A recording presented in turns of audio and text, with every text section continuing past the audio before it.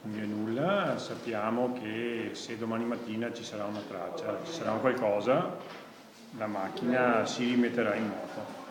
Però dobbiamo accettare che a questo momento è tutto fermo.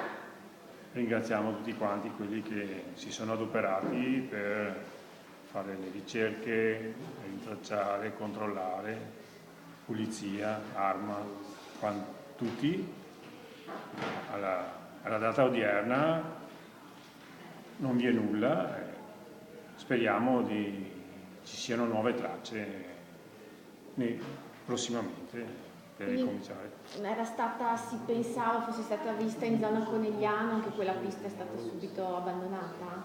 No, diciamo che la pista è stata controllata, però è avvenuta quando gli organi di formazione, i giornali, Antena 3 ne ha parlato il telegiornale, per cui il signore gli è venuto in mente nel momento che ha visto la foto di Marianna nell'edizione di Treviso, gli è venuto in mente che quella ragazzina era Marianna o assomigliava a Marianna, però è avvenuto quando vi è stata una comunicazione al pubblico per ricordare la scomparsa di Marianna. Non è che sia successo quando nessuno ne parla, che è quello che aspettiamo che magari succeda domani mattina o fra un mese, perché domani mattina magari qualcuno si ricorda di Marianna o gli assomiglia, fra un mese, 2 mesi, che venga fuori una notizia di una che dice io mi ricordo, è Marianna che è scomparsa.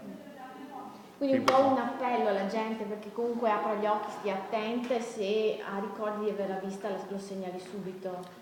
Questo è sempre stato detto. Sappiamo benissimo che è molto difficile, perché probabilmente Marianna ha anche cambiato ha delle fisionomie diverse in questo momento, sicuramente 2 anni cambiano.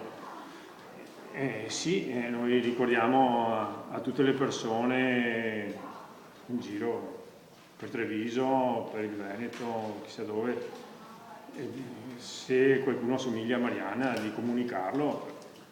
Questo è un appello sicuramente che si fa per tutte le persone e noi parliamo per nostra figlia.